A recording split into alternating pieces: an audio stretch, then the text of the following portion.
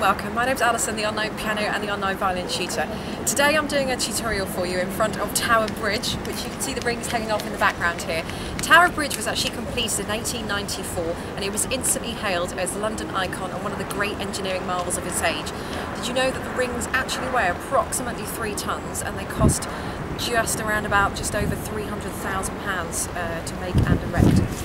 So, in today's video I'm just going to be doing the top 10 most frequently asked questions. So these are questions that I either get from students or perhaps questions that I've thought of that I thought might be helpful for you guys as well, and questions that I've actually got here on some of the videos on my channel.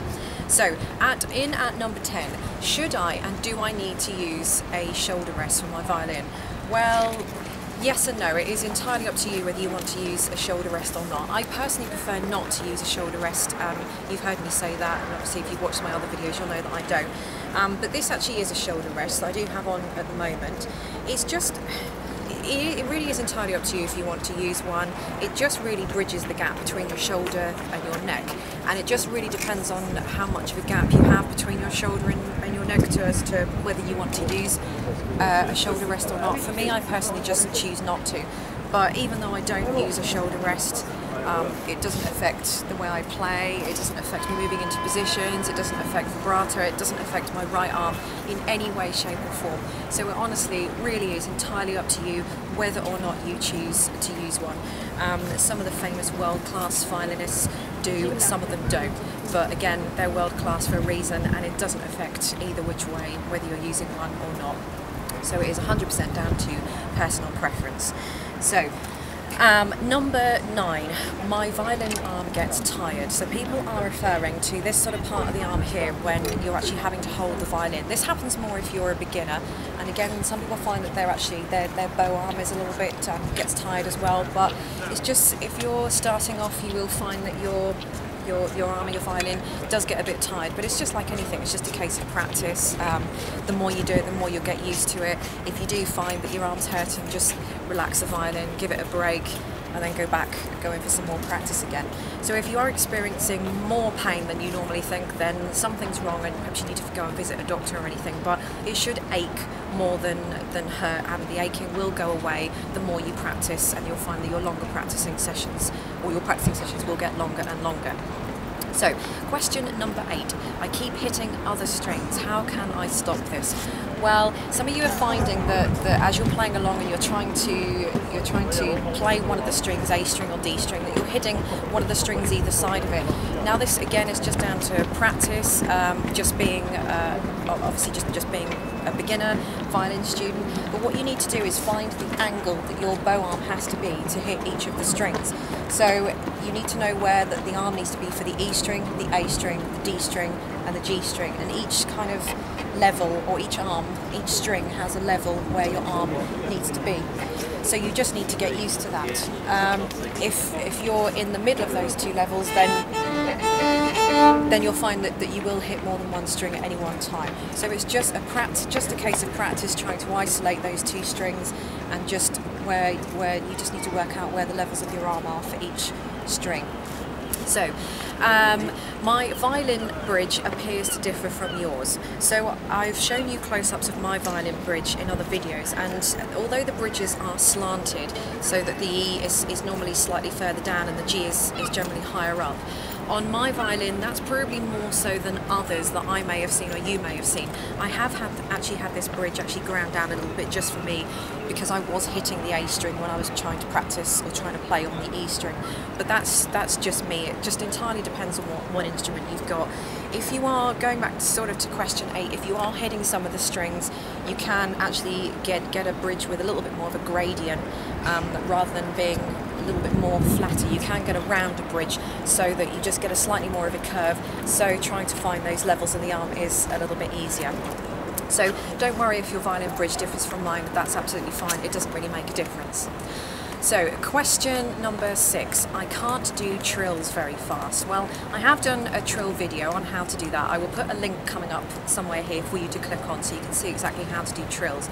However, some of you are still saying that you just can't trill very fast. Don't panic, that's absolutely normal. It doesn't matter. I wouldn't expect anybody to trill very fast at this kind of stage anyway, but it's like anything, the more you do, the faster you're going to get at it. So if you find that your trilling is a little bit sort of stop-start, a bit kind of slow-fast, it doesn't really matter, that's perfectly natural and that's perfectly fine. The more practice you do, the better you will get, the faster you'll get, and the longer you'll be able to trill for. Number 5, my bow arm is shaky. Now this is a very, very difficult question to answer because again, it just depends a lot on the individual person. Without me having to see the person with the problem, it's very difficult to remedy. But one of the things that you can do, again, it's just practice. Being nervous as well. A lot of violinists find that their bow arm is very shaky, especially if they're very nervous. But you know, again, there's little one can do to kind of control the nerve situation anyway. Another thing perhaps is just working out the balance and the pressure on the bow and trying to keep it consistent. So you don't want to be pushing down on the string and then too light, pushing down and too light, because again that can cause your bow arm to be a little bit shaky. But again, I would generally say that if, as a beginner, and your arm is shaky, it doesn't happen to everybody, but it can happen. It's fine. If it happens after months and months and months down the line of practicing, then obviously there's something else that's going on that needs to be sorted out there. So perhaps, you know, a teacher might help you there. Question number 4. I don't know whether to put stickers on my violin for finger positions. Now I do on some of my videos have said that I think it's a really good idea anyway to use stickers to help you with the finger positions. Definitely the first finger and the third finger, that can really, really help.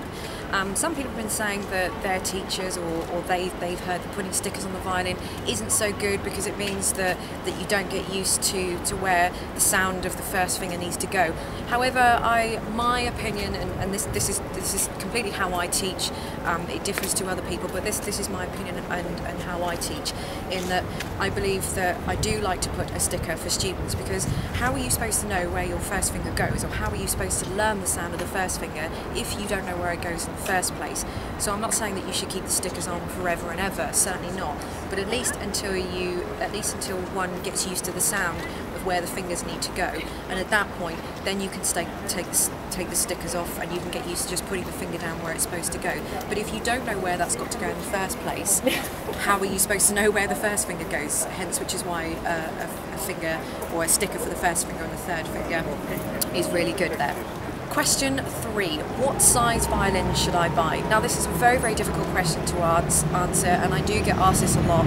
I normally recommend that you just go into a music shop and they will fit you out with the right violin. I cannot tell you what violin you need to buy, 3/4, full size, half size, even depending on your age and even on arm length measurements and violin length. It really doesn't work that way, because it sort of depends on how much you can reach the violin, especially if you're younger. If say a 3/4 is just a little bit too big for you, but you're sort of 8 or 9 years old, you know you're going to grow into that 3/4 very quickly, so that's fine. But certainly having a violin that's too small for you is very, very damaging, and you do need to get the right size. Otherwise it alters the angle of your arm, and you'll find that your elbow's all kind of crunched up a little bit. So when you go into a shop, they'll measure you by having your hand over the scroll end of the violin, and you should have a nice curve, so it shouldn't be too flat, and it certainly shouldn't be too bent up. But generally, if you go into a shop, they'll try you out on maybe a couple of different sizes, and they'll help pick out the right size for you there. Okay, question number 2. How much rosin should I put on my bow? Well, again, how long is a piece of string? Not too much rosin, not too little rosin. You need to give the bow a nice, generous kind of coating of rosin, not too much, otherwise you're going to get a little fallout over the strings.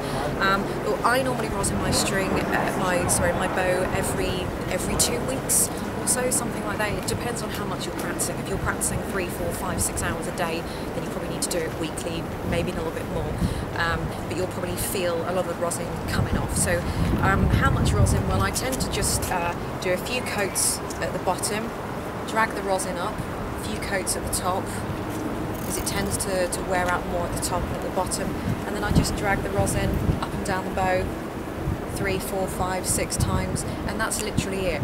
You'll know if you haven't got enough rosin on the bow, because it will sort of start to slide on the bow and it won't grip so much, which is why you need the rosin. And you'll know if you put too much rosin on the bow, because you'll have a lot of fallout on the strings.